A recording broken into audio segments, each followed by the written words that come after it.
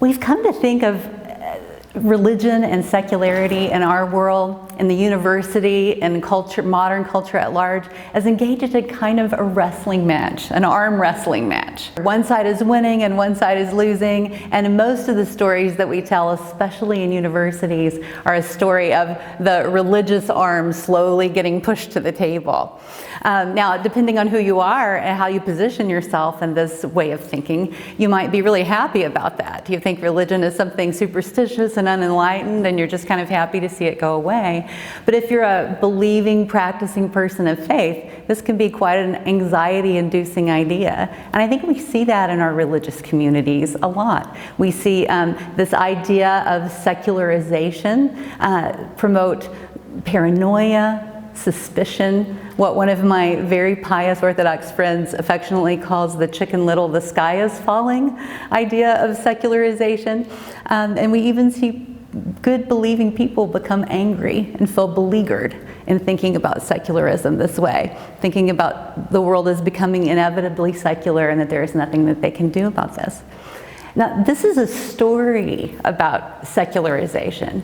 And the story about secularization in modernity, we call it the secularization thesis.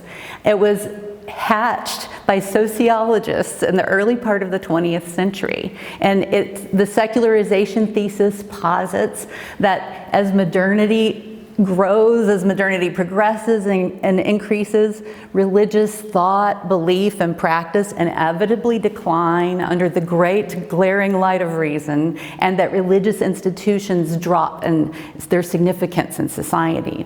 It was the work of Emil Durkheim and Max Weber who made the case for this gradual disenchantment of the world, this inevitable disenchantment of the world. And by the middle of the 20th century, this had become the predominant paradigm for understanding what happens to religion in modernity. So much so that people, scholars who are now venerable and older, who went to graduate school in the 60s and 70s would say things like, when I was in graduate school, studying religion was as much as to explain its demise. Okay, so it was a foregone conclusion, this secularization thesis. An interesting thing happened. This is why scholarship and academia and intellectual life are so exciting. People in the 1960s and 70s, those graduate students who were subjected to the cocksureness of the idea of the secularization thesis started to push back against it with the tools of their own investigation and research into history and sociology.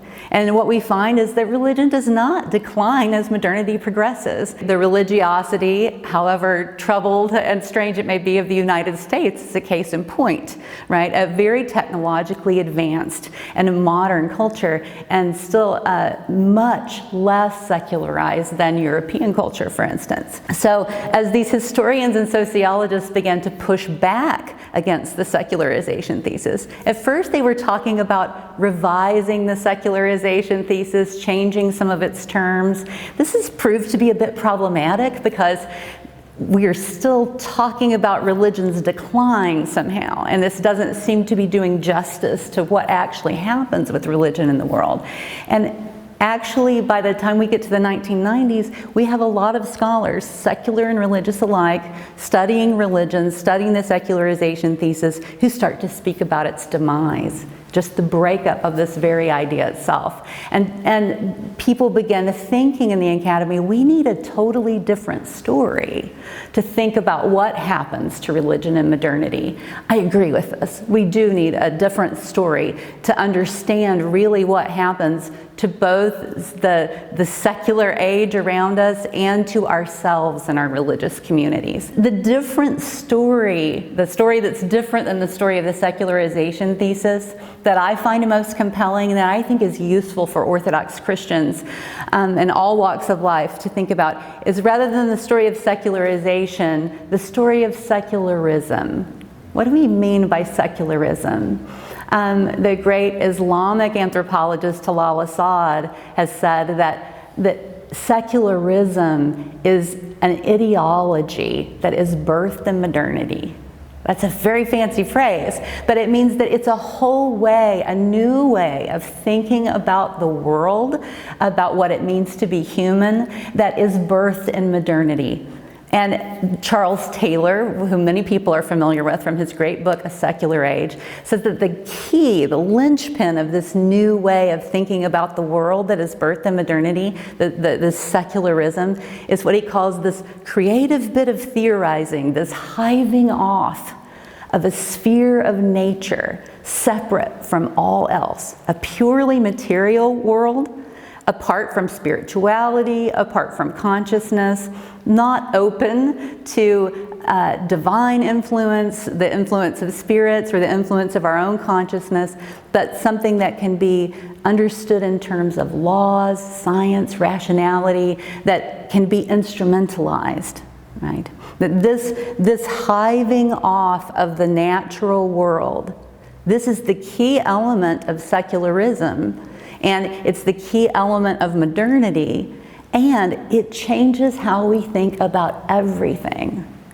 This new way of thinking about the world changes everything. It changes how we think about the cosmos around us. Rather than being the place of creation and God's grace and God's continual love, it becomes this universe, this machine that is operating around us. And instead of the society where faith and community and legal structures are all integrated, right? We get a very secularized society where religious institutions do decline in importance. And the economy itself, and colonialization and empire, and the ways that we trade and even charge each other interest, all of these things begin to change as we separate religion out from what we start to think of as this secularized material world that is instrumentalized by us for our own gain, for our own ends. And this idea of the separation of the secular from the religious profoundly changes what we think it means to be human. It changes our idea of the self. Charles Taylor has famously said that we go from thinking of the human person as being porous, porous like a sponge, right? Where we have spiritual influences that act on us, that we dialogue with, that we are in relationship with, which in fact constitute us, to thinking of ourselves as buffered beings, an autonomous self, an isolated, atomistic self, right? I am a rock, I am an island kind of self, right? This, here's where the plot really thickens. The idea of secularism, this idea, the key division between the religious and the secular that gets birthed in modernity, changes the way that even believers think and understand religion itself. In fact, many scholars are going to say religion as we conceive of it as a category is invented in this process of secularism, because before the division of the secular and the religious occurred, we did not have an idea of religion as a separate category or facet of human life. This is very fascinating. What it means is that secularism is like, I guess in today's world we can compare it to either a virus or a vaccine. You can choose. But it enters the DNA of our religious system, and we start to think about things differently. Under secularism, other than in the most extreme, say, Soviet or Chinese Maoist system, doesn't tend to stamp out religion as much as manage it. This is what our scholars of secularism tell us. It tends to adjudicate, that's a fancy word. It tends to make decisions about what's good and acceptable religion and what's bad religion. Okay? Bad religion is in the public sphere. It's forcing itself on others. I actually agree with that. I don't want anyone to coerce me or force their religion on me. But good religion is privatized and individualized. It's emotional. You practice it at home. And it's usually reduced pretty much from a vibrant cultural, artistic, aesthetic, philosophical milieu to a system of morality. either a legalistic system of morality as kind of ethics, it's just kind of the religion is what props up ethics, or else it's a kind of sentimentalized version of being nice or being a good person, right? Religion gets reduced down to that, and then pretty soon you kind of don't need it, or at least you think that you don't. So if religion itself becomes secularized, wow, the plot really has thickened. It's been reduced to morality. It's been reduced to oftentimes also civic religion, a religion that, as much as we talk about the separation of church and state, it's a religiousness that is kind of secretly relying on the state to shore up me and my private sense of morality. This is a real deformation of our Christian faith. And so here at the end of my talk, what I want to talk about is, I know I've given you a huge narrative of this change in the ways that we think about secularity and religiousness. What are the takeaways of this scholarly revolution that is still underway? This shift from the thinking about the secularization thesis as just the fact about the world and modernity to thinking about secularism as one way of thinking about the world that gained a lot of prominence in modernity and has changed a lot of things most secular and religious scholars believe mainly for the worse, though there are some really good things like that lack of totalitarianism or coercion. We don't want, that's something I think from secularity that we want to hold on to. But the really exciting thing for me as a believing scholar that I want to share with you is that this scholarly change in thinking about secularity opens up a new possibility for being post-secular. What do I mean by that? Meaning not that I've returned to some pre-modern medieval religiosity, no, but that I can think of the world as coming after this secularism, after this modern experiment of dividing off the religious from a material, instrumentalized world. And this possibility of living and thinking in a post-secular way is appealing and promising for people who think of themselves as secular and people who think of themselves as religious alike. It can be, at least, because in this taking on a critical perspective on secularism, we can undo this hiving off of the material world as something that we instrumentalize, an environment that we destroy or abuse or denigrate.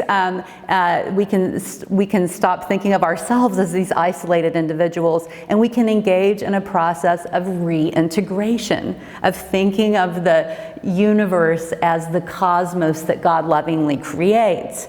And that we can do this avoiding coercion and honoring the human freedom that is so central to our theology and our understanding of God's relationship to us in the world. There are many benefits, I think, to society and to religious people and religious communities and thinking and existing post-secularly. But the greatest one, and the one I want to end with, is that it gives us the freedom to shed what my friend calls the Chicken Little complex of religious people in modernity, right?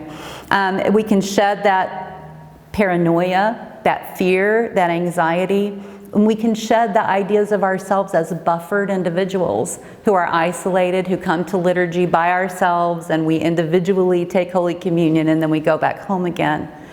We can shed those ideas and rediscover the real reality and riches of our Orthodox Christian faith, because it does not have anything to do with this false division of the world into these two compartments. It is an authentic and holistic and integrated way of living and being in the world.